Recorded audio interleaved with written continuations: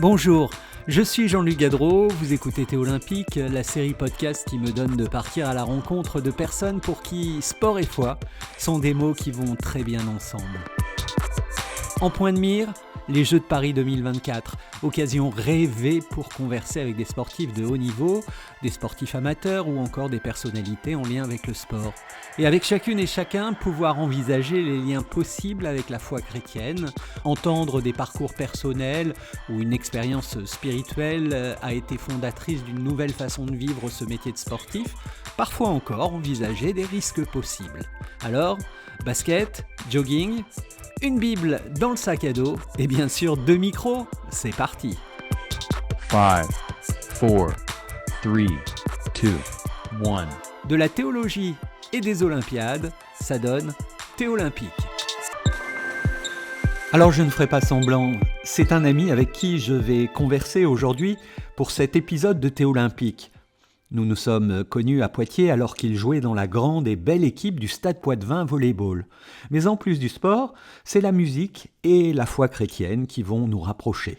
Lui est brésilien, avec un accent qui dit si joliment par les mots, le soleil, et puis une certaine manière de concevoir la vie. Aujourd'hui, Rogério est un peu loin, puisqu'évoluant comme coach en Corse, et c'est donc par l'intermédiaire d'Internet que nous nous retrouvons et discutons de Dieu, de volley, de sport, et puis d'un chouïa de musique.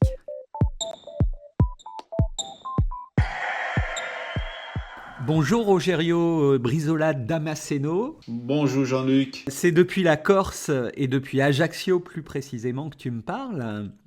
Alors le soleil, la mer, n'y aurait-il pas par hasard un petit air de Brésil derrière ce choix de vivre en Corse ? Honnêtement, ça nous approche au niveau de la météo, ça nous approche beaucoup de ce qu'on a pu vivre au Brésil. Donc c'est vrai que la météo, ça nous aide beaucoup. Surtout si je prends l'exemple de mon épouse qui elle est quand même assez dépendante de cette chaleur, donc du coup oui, ça c'est vrai que ça nous aide de descendre vers le sud. Alors on l'entend, et puis je l'ai évoqué, on l'entend dans ton accent, tu es né au Brésil, à Sao Paulo, il y aura bientôt 45 ans, hein ? Oui, exactement. Donc là, ça fait bientôt 20 ans aussi que je suis en France. Je suis arrivé en 2006. Les années passent très très vite. Je me rappelle que je suis venu pour une saison et puis au fur et à mesure, on re-signe d'un an. On s'y marie, on vient avec Alessandra en France et c'était aussi pour une année et puis finalement les enfants sont nés en France, ça fait là bientôt 19 ans déjà qu'on vit en France, donc c'est vrai que je pense avoir passé plus du temps en France qu'au Brésil aussi. Tu es donc volleyeur professionnel, tu as joué dans plusieurs pays, alors le Brésil bien sûr, mais aussi le Portugal, l'Argentine et donc la France. Et en France, plusieurs clubs, Dunkerque, Alès, Narbonne, Poitiers et Tourcoing-Lille. Exact. Avec plusieurs titres de champion Pro B, et puis avec Poitiers, tu as été en demi-finale Pro A. Donc, et puis à un moment donné, forcément, c'est la reconversion professionnelle qui doit commencer à se réfléchir. Et puis en 2018, tu as basculé donc de joueur à coach, à Poitiers d'abord, et puis maintenant donc à Ajaccio.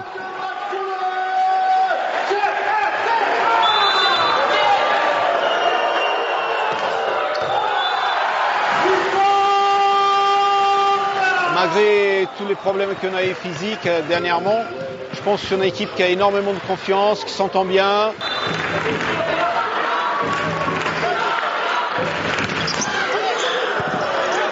En face, il y avait une équipe qui est provenue, donc pas trop la pression.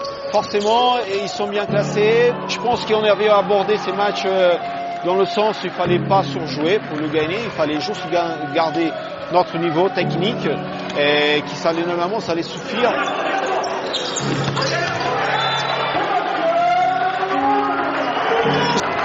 Il fallait juste juste qu'on arrive à maintenir notre match, comme on a pu faire à Reims et à d'autres matchs qui ont antécédé ces matchs-là. Normalement, si on arrive à garder notre qualité de jeu, on peut faire face contre toutes les équipes. Alors je te propose qu'on commence en parlant un peu de ta carrière. Et ma première question, c'est comment s'est fait le choix du volley pour toi au Brésil ? Alors tu es grand, 1m99, à 1 cm près t'arriver aux 2 mètres quand même. Tu aurais pu devenir par exemple basketteur, mais tu as fait le choix du volley. Alors si on est dans les clichés, on peut se dire un Brésilien, la plage, le volley sur la plage, tout ça. Est-ce que c'est venu comme ça ou alors vraiment totalement autrement ? Raconte-nous. Alors, pas du tout. Dans ma famille, personne est sportif. Mes parents, plutôt dans le côté, non, il faut faire des études si on veut réussir dans la vie et tout. Bon, j'ai suivi ça jusqu'au moment que j'ai connu le volley. En fait, c'était dans le quartier que moi j'habitais à São Paulo. Les gens, ils appréciaient le volley. Donc, ils jouaient... tout le monde jouait au foot, hein, comme au Brésil.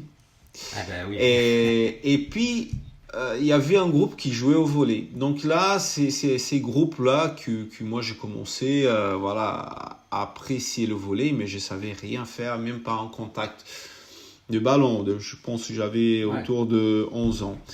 Et en 92, c'est le Brésil qui fait les JO à Barcelone. Il finit champion. Champion à Barcelone.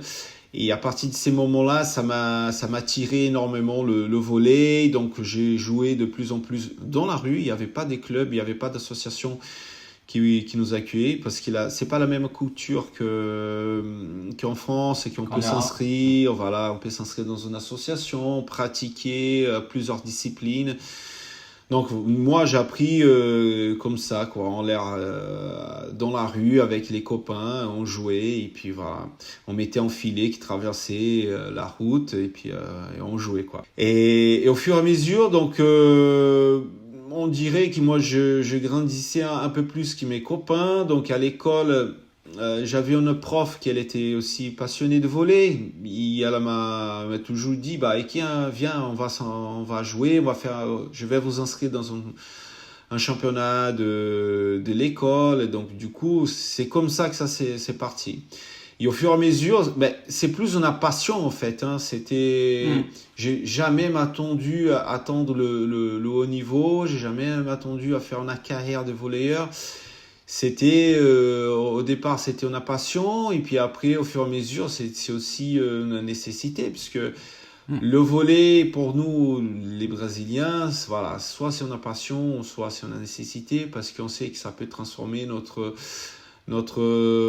vie au Brésil. Sinon il faut faire des études, il va falloir travailler et puis bon on n'est pas dans un pays qui est très très développé. Donc il a fallu vraiment faire des choix et beaucoup de persévérance, des résiliences pour pouvoir atteindre le plus haut niveau. Donc c'est vrai que c'était pas, je sais pas te dire si c'était un choix, si c'était programmé. C'est la vie, c'est le destin qui nous a mis dans ces chemins. Donc j'ai suivi. Et puis au fur et à mesure des choses ça se passait ça se passait bien, ça fonctionnait. Voilà, ça fonctionnait et puis je suis arrivé à là. Qu'est-ce qui t'a séduit en tout cas au niveau du sport, du volley, tu vois parce que même si c'est pas forcément un choix, il y a quand même, on prend du plaisir obligatoirement quand on choisit de faire un sport comme ça. Est-ce qu'il y a dans les particularités du volley des choses qui t'ont plus particulièrement touché Peut-être c'est l'avantage d'avoir vécu au Brésil quand j'étais enfant, parce que tout le monde fait du foot. Tu fais du foot, il faut que tu sois bon au foot. Et c'était pas mon cas. Moi, au foot, j'ai joué, j'ai m'amusé, mais j'étais toujours presque un des derniers à être choisi. Quand on fait les équipes, on choisit qui, et puis toi, t'étais voilà. le dernier. Sinon, allez, tu vas au but, donc ça marche. Donc. Et au volley, en fait, le fait que moi j'étais grand, j'ai plutôt des choses que des copains n'arrivaient pas. Forcément, le volley, c'est qui nous attire le plus, c'est d'attaquer fort et puis réussir l'attaque. Mais c'est d'être dans le lot donc de ma génération, donc. Quand j'avais mes 12-13 ans, les copains qui j'ai joué ensemble, voilà, j'étais plus grand et j'ai réussi à jouer peut-être au fur et à mesure des mieux et mieux. Et ça te motive, oui, ça te motive aussi à continuer. Dès qu'on arrive à voir la réussite, ça nous motive aussi à jouer et à s'intéresser davantage. Dans ta carrière de joueur, qu'est-ce que tu gardes comme plus beau souvenir, des choses qui t'ont marqué Alors, il y a plusieurs choses. Je pense qu'une des choses qui ça a toujours m'attiré en tant que joueur, et je pense que ça m'attire même en tant qu'entraîneur, mais c'est les relations qu'on peut créer avec les gens. C'est de faire connaissance, de créer des relations avec les gens. Ça, c'est un truc qui, avec un peu plus de maturité, on voit que c'est extraordinaire. On fait connaissance avec des gens de du monde entier, on peut discuter, on peut apprendre d'autres langues. Et sinon, aussi, le pouvoir quitter ma maison. J'ai 16 ans, je suis parti de chez mes parents, j'avais 16 ans, je suis parti, c'était pas très loin. Mais déjà à 16 ans, j'ai habité plus quasiment avec mes parents. Et puis le volley, ça m'a permis de connaître l'Argentine, de connaître d'autres pays, quoi. Donc c'est vrai que c'est des souvenirs qui sont quand même assez qu'on arrive à enregistrer. Sans compter des choses qu'on apprend dans la vie, la discipline, la rigueur, voilà, tous ces mots qui sont importants et aussi d'aller chercher toujours un titre, d'aller chercher un objectif à chaque début de saison. Voilà, la motivation pour chercher des objectifs à chaque fois. Ton poste à toi, c'était central, c'est ça ? Alors, est-ce que tu peux nous expliquer en quoi ça consiste, un central au volley ? Le central, il est plus, on va dire, son métier, sa mission, c'est de contrer les attaquants adversaires, les adversaires. Sur les matchs, oui, et puis d'attaquer un ballon qui est très vite. Donc forcément, il est là pour attirer les contreurs adverses. Par sa vitesse. Donc, du coup, il faut que tu sois un attaquant qui est très rapide. Voilà. Donc, en grosso modo, ces deux fondaments qui est le plus important pour les centraux. Moi, je viens d'une formation qui est le volley a évolué énormément depuis. Mais les centraux avant, ils réceptionnaient, il fallait quand même jouer à plusieurs postes. Aujourd'hui, on a plus des postes fixes et ça bouge pas trop. Donc j'ai évolué dans une formation qu'on était obligé aussi de faire un peu de tout. Mais sinon voilà, le volley, comme dit mon fils Lucas qui a 12 ans actuellement, et il dit le poste de central c'est juste pour faire des feintes. J'ai dit non quand même. Il dit saute, c'est juste pour faire des feintes avec le contreur. Pour faire croire que tu vas se matcher et puis c'est l'autre qui va le faire. C'est l'autre qui se matche. Donc j'ai dit non, c'est pas intéressant. J'ai dit c'est pas gentil, mais c'est vrai.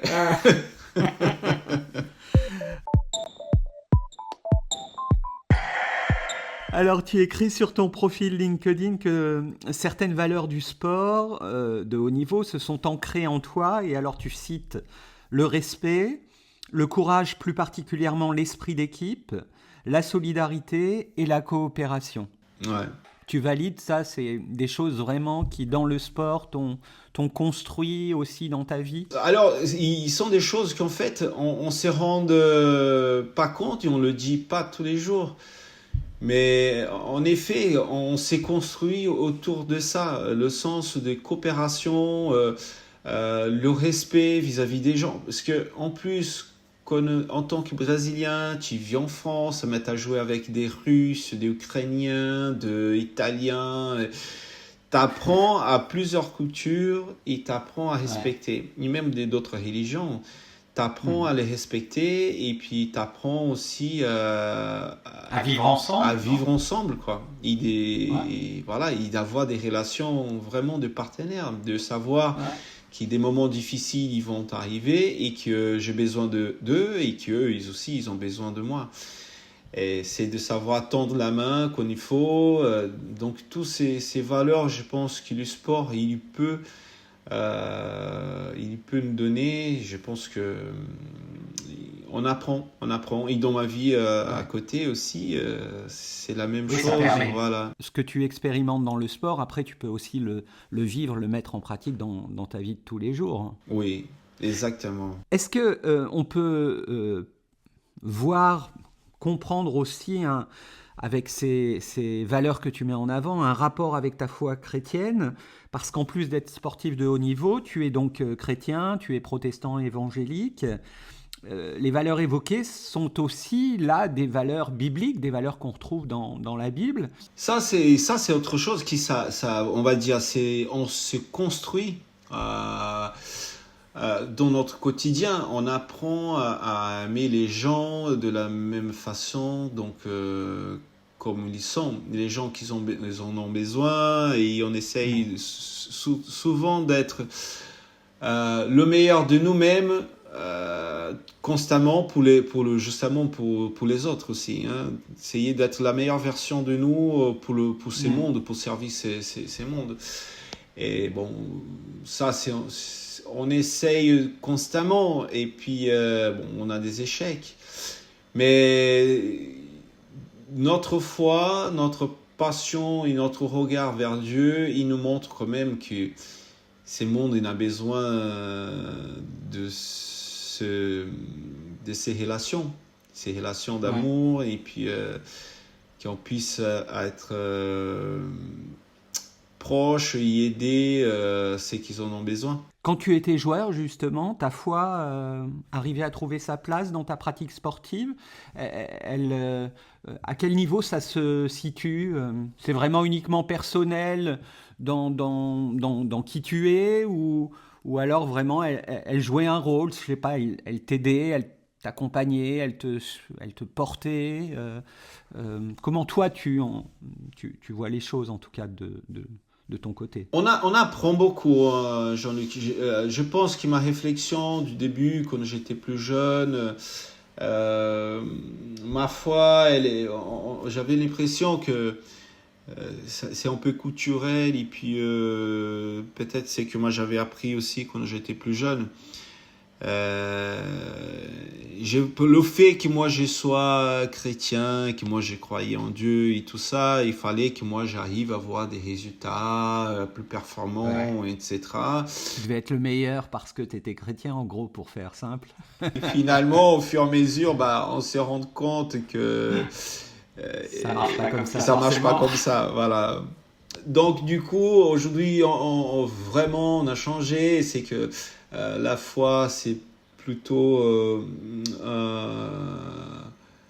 non pas un refuge, mais une façon d'avoir la paix. La paix interne avec moi-même, de savoir à quoi je sers dans ces mondes, quoi. Essayer de trouver la raison pourquoi on fait tout ce qu'on fait. Et trouver du sens. Voilà, trouver du sens. Tu as eu l'occasion d'en parler avec d'autres joueurs.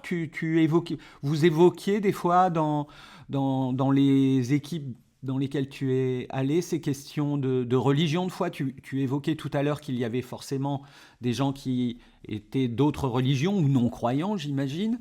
Est-ce que c'est des sujets qui viennent dans les discussions entre vous ? Non, je pense que la religion... Alors, c'est très, très compliqué. Une chose que moi, j'ai appris justement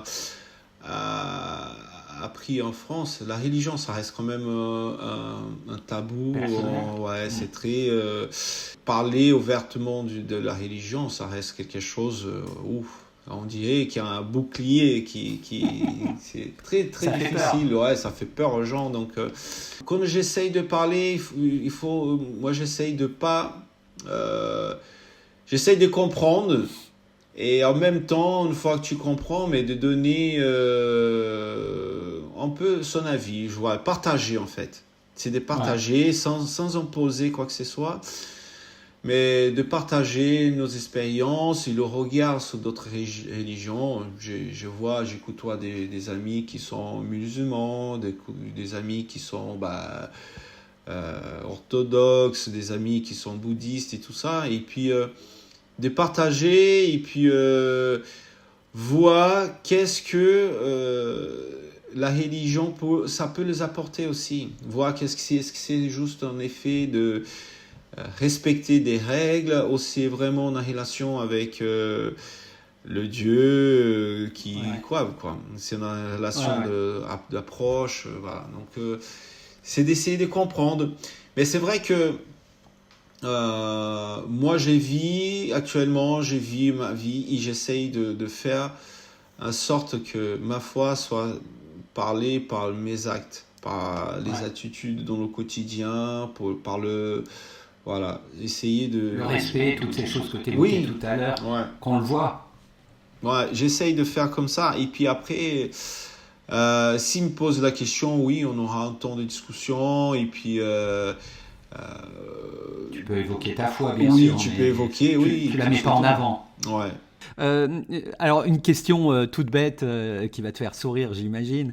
Est-ce que ça t'est déjà arrivé de prier pour la victoire ? Ah oui, ça, oui.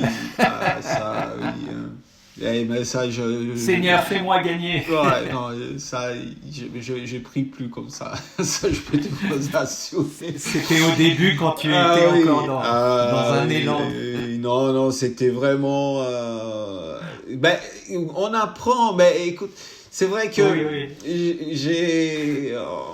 on a eu de bonnes relations justement quand on était à Poitiers, on a eu de partage, on a eu de beaucoup des communions ensemble et puis c'est vrai que on apprend constamment, tous les jours on voit que le gars qui est athée, qui ne croyait à rien, il avait plus de victoires que moi. Donc on s'est dit je pense qu'il sait pas vraiment le but des dieux. Ouais, il a d'autres choses à faire sans doute. Je pense qu'il a d'autres choses à s'en occuper. Après on change. À un moment donné, je disais c'est pas pour la victoire, mais déjà pour nous protéger de la blessure, des choses comme ça, nos partenaires. Mais après, moi j'ai des chirurgies, j'ai un dos qui est complètement cassé, j'ai un genou qui est complètement abîmé, donc non, je pense que Dieu il a pris soin de ma vie, de ma famille, etc. Et puis, il m'a protégé pendant toute ma carrière. Mais ça arrive. Si on fait ces métiers, c'est la haute performance et on doit s'entraîner tous les jours à fond. Forcément, ton corps, il est tellement sollicité. À un moment donné, il lâche la corde. Si on tire trop sur la corde, à un moment donné, elle la pète. Donc, c'est la même chose, notre physique, quoi. J'aurais dû choisir peut-être musicien, on aurait pu aller, C'est plus cool quand même. Ah oui, je pense qu'à 50 ans, 60 ans, tu peux toujours en faire. Alors qu'au volley, à 37, j'étais complètement cassé. Ah oui, c'est dur. On reparlera de musique tout à l'heure, je te réserve une petite question là-dessus quand même. De la théologie et des Olympiades, c'est Théolympique.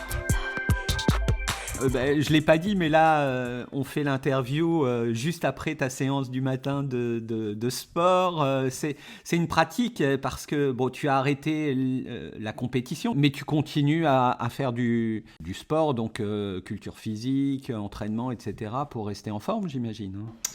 J'essaye. C'est pas évident parce que en tant qu'entraîneur, on passe beaucoup du temps dans la préparation de match, tout ce qui va dans la préparation de match, hein, et analyse, vidéo, etc. Donc dès que moi j'ai la possibilité de m'entraîner, moi j'essaye d'en faire.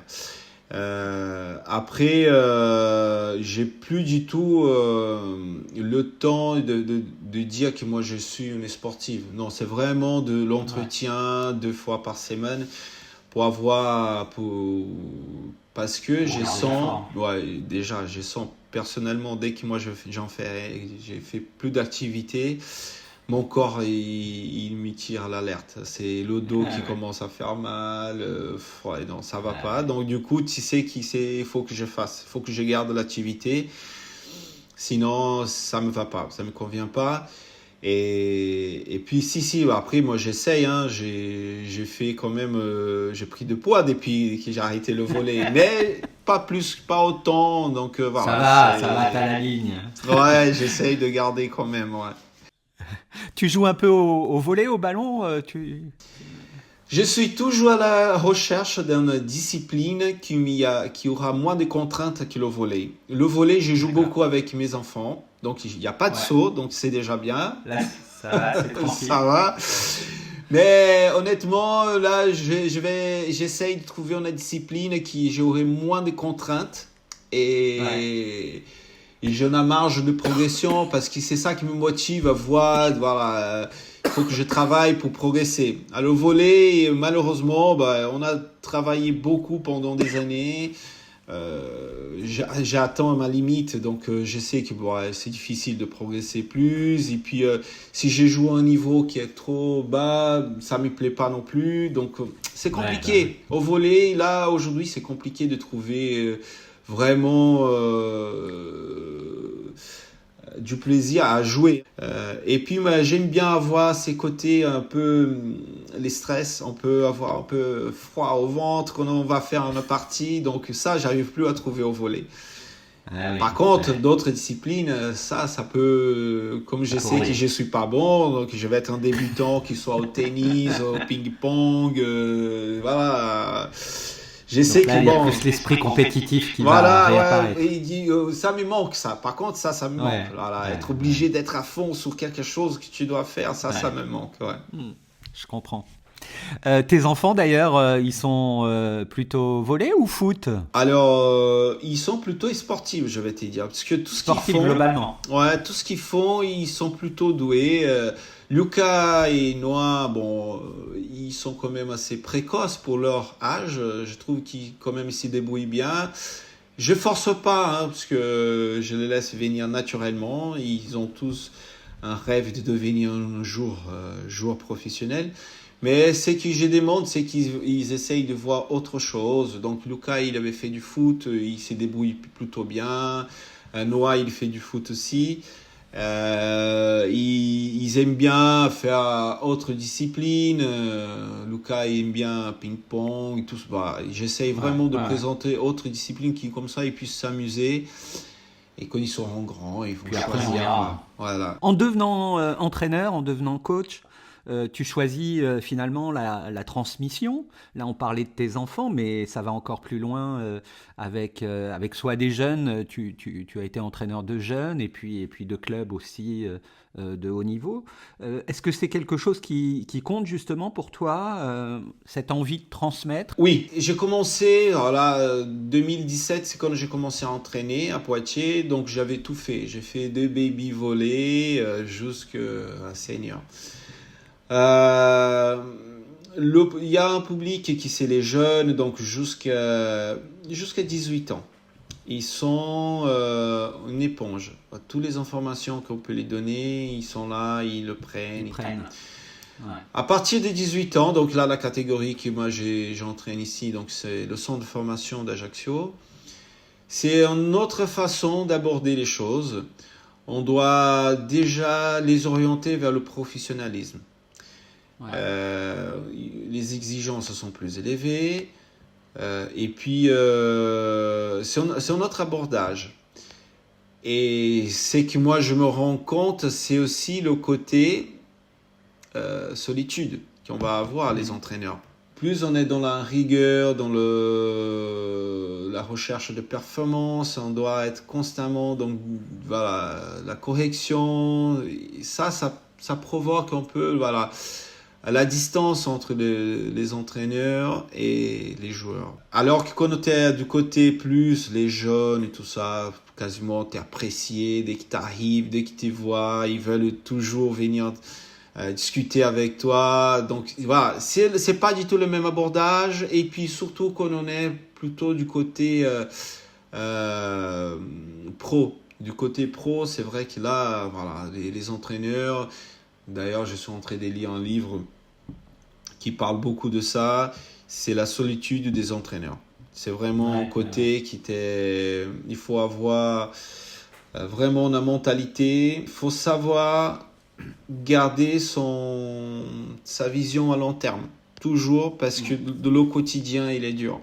Il est dur. Et puis, il n'y a pas de pitié. Il n'y a pas de pitié avec les entraîneurs, souvent, autour, le public, tout ça.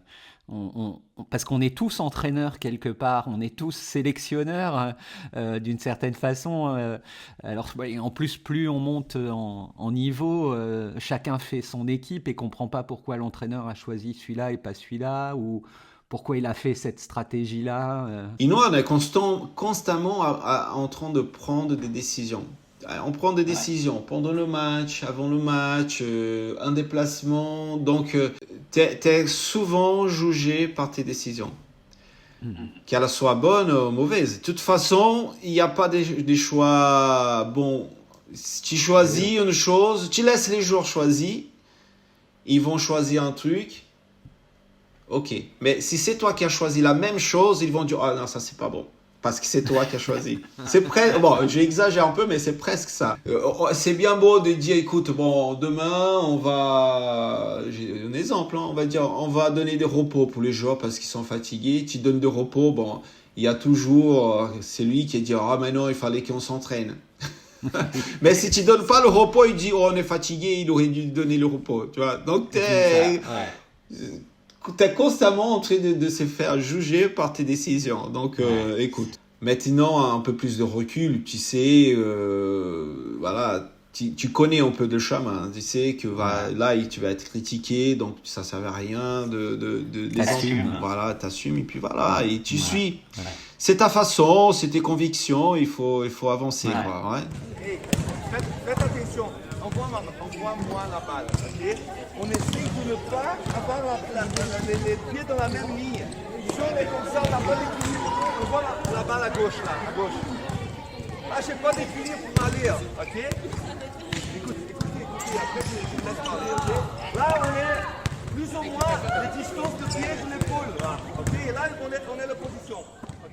Par rapport à ce que tu nous disais tout à l'heure, j'imagine que là, ta foi, justement, peut être une vraie aide. Tu disais que la foi était notamment ce qui t'amenait la paix intérieure.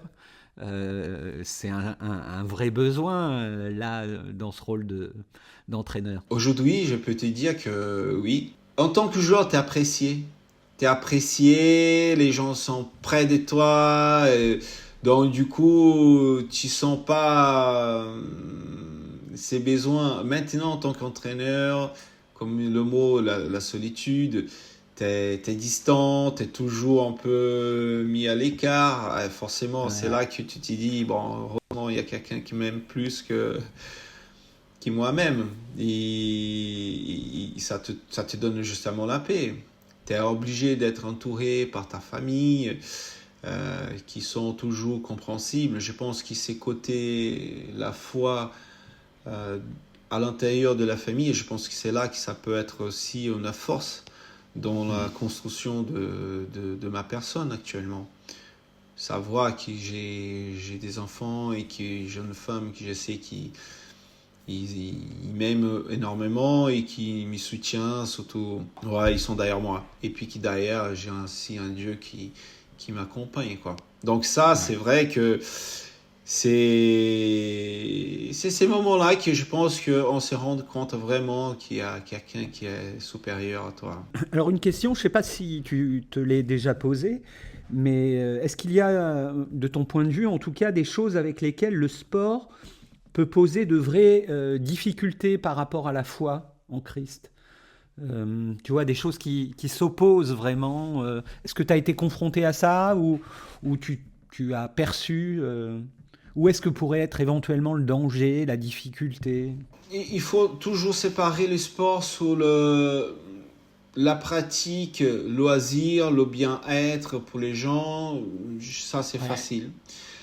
Quand nous, on passe du côté e-sport, performance, professionnel, donc le haut niveau, on est constamment à prendre des décisions. Ces décisions, forcément, ne plaisent pas à tout le monde.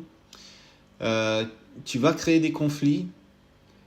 Et en tout cas, moi, d'ailleurs, je pense que c'est un peu la foi qui m'a aidé à faire ça, c'est d'être juste. Voilà, être juste. Moi, je prends ma décision, il faut savoir pourquoi moi j'ai pris cette décision.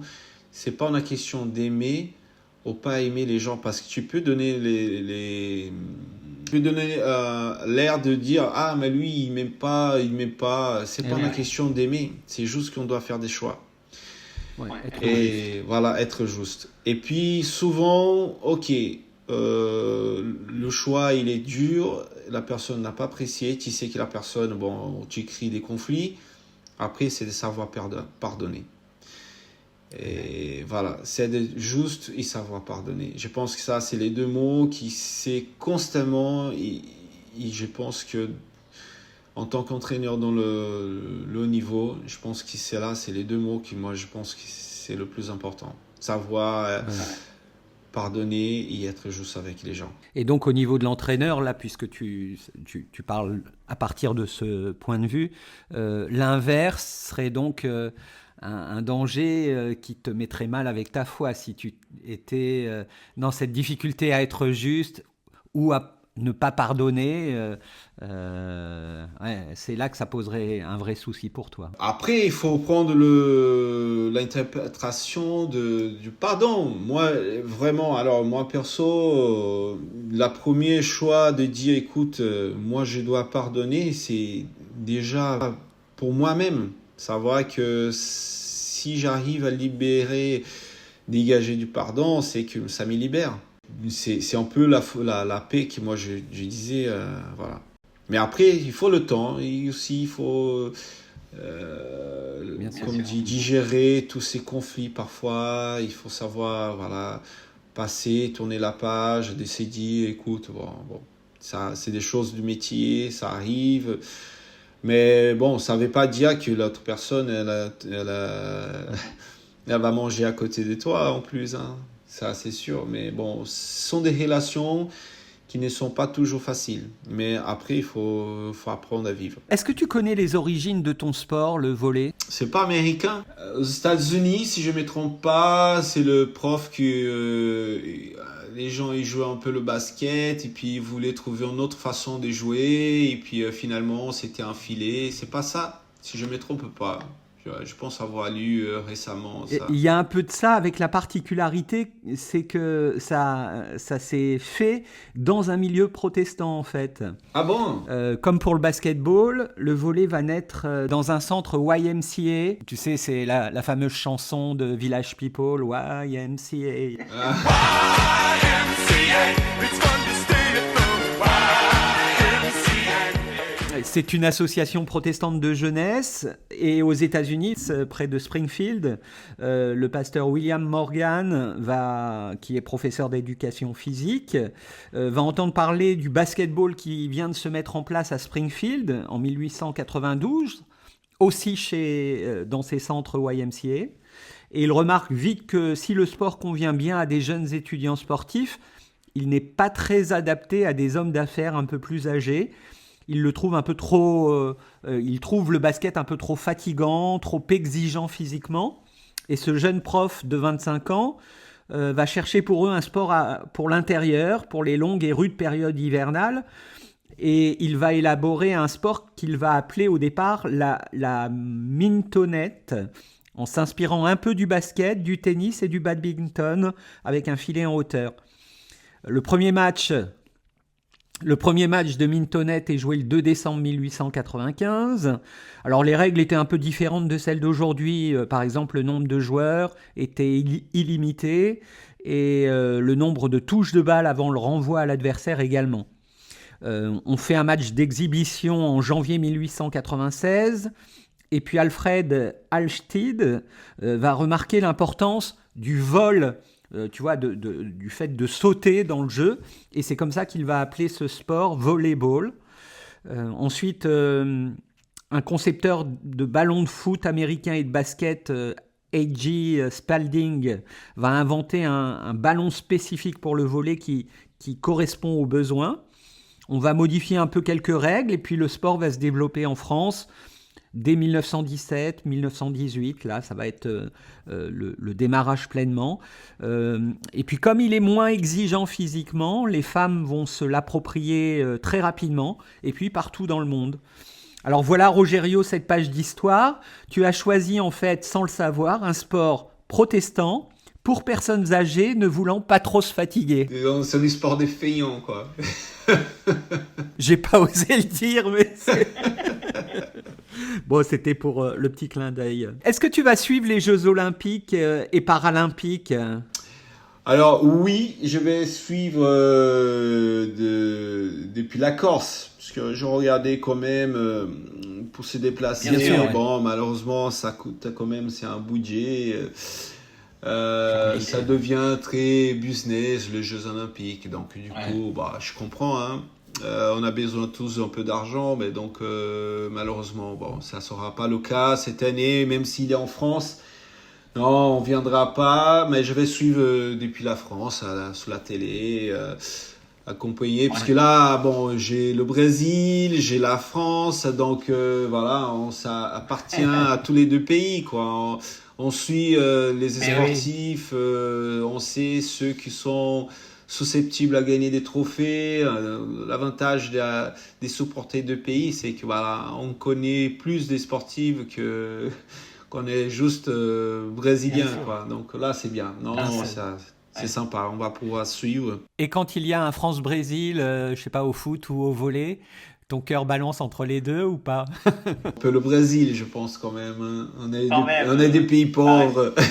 En fait, moi, si c'est le volley, forcément, mais je suis un peu du côté, je dirais, j'apprécie énormément l'équipe brésilienne et tout, mais le fait de travailler avec le volley en France, je connais la structuration qui a été faite depuis quelques années.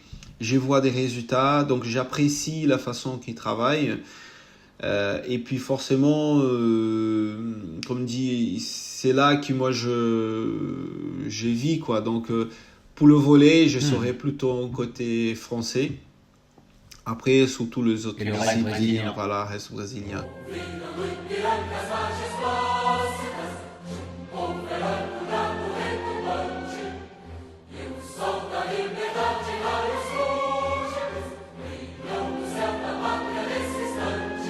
Tu n'as jamais joué pour le Brésil en équipe nationale. Est-ce que c'est une frustration ? Non, c'est pas une frustration. Moi, j'ai joué les Jeux universitaires pour le Brésil. Donc, il y a eu une sélection pour faire cette compétition.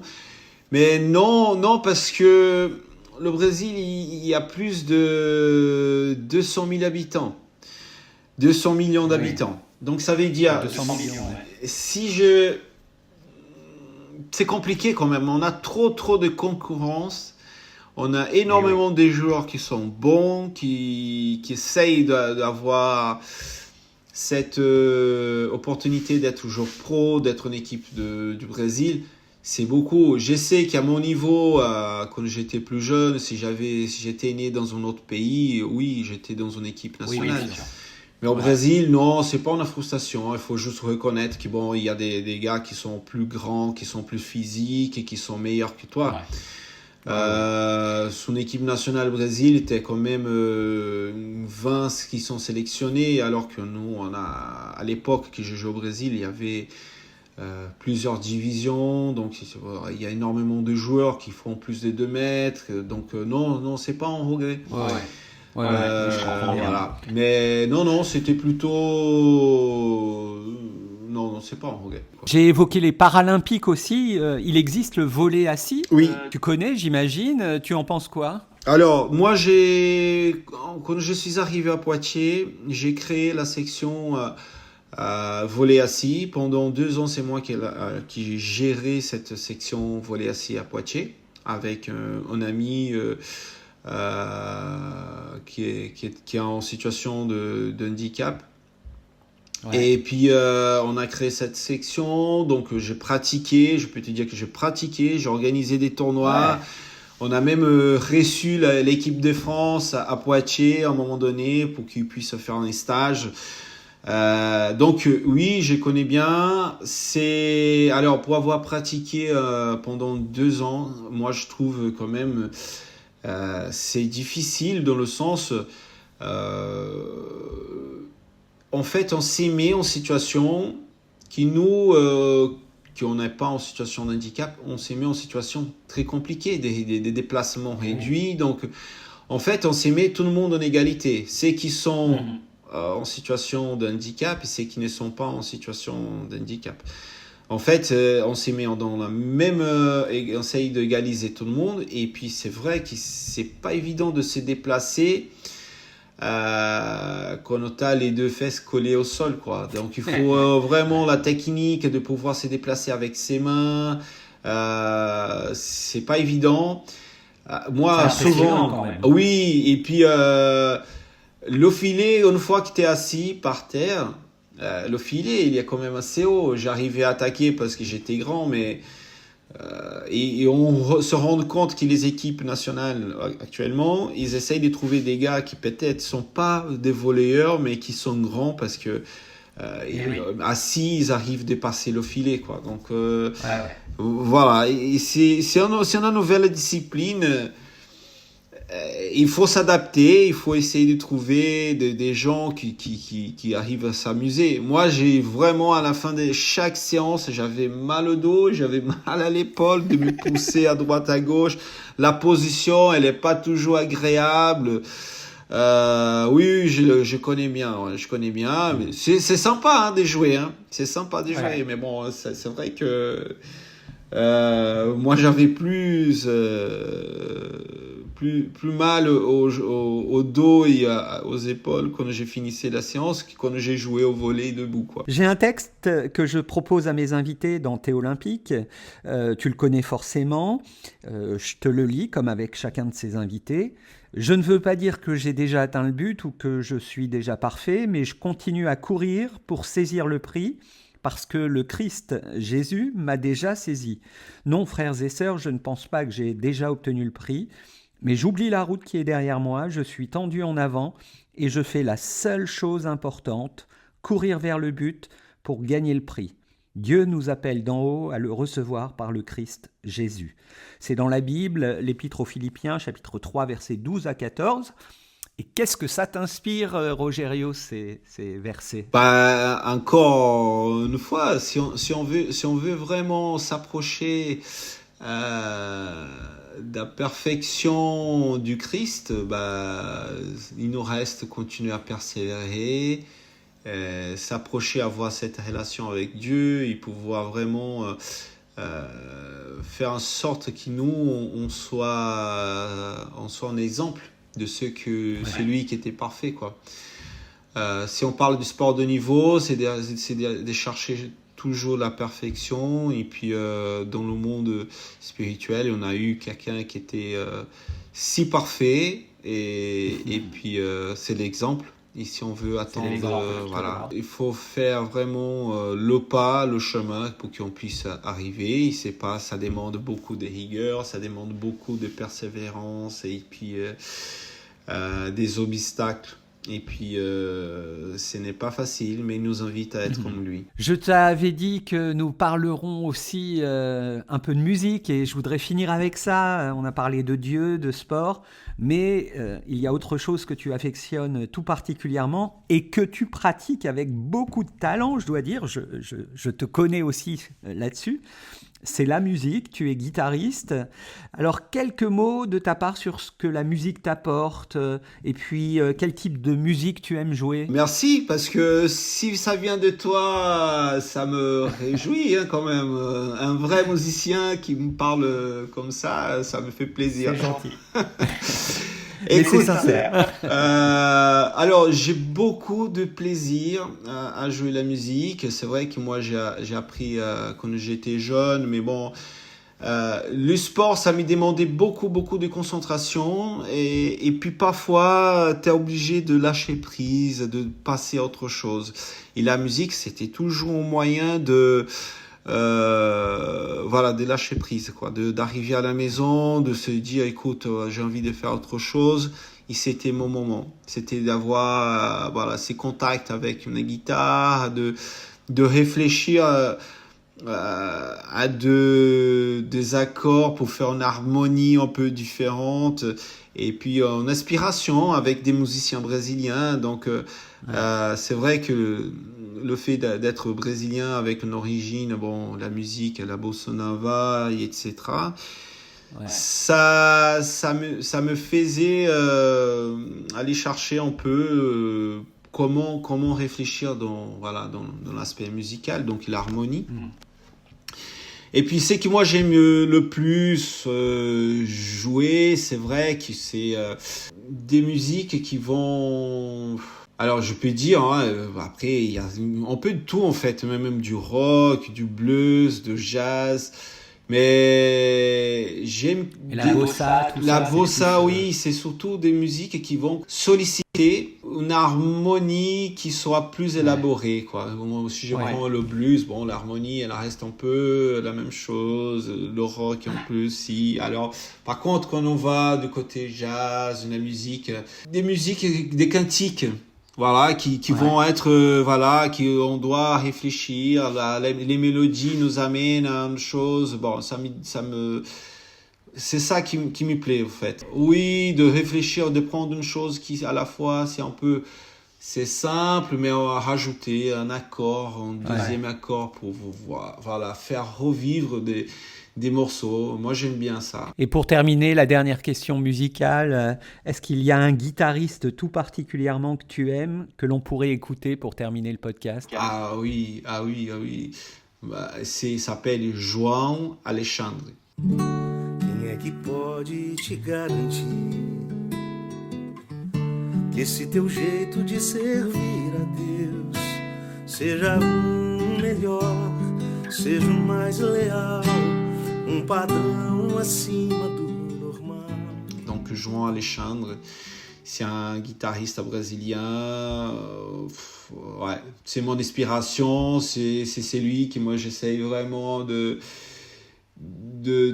l'écouter, de l'entendre et puis vraiment c'est lui qui m'a fait prendre plaisir à jouer la guitare aussi. C'est le gars, en fait. C'est le gars, vraiment.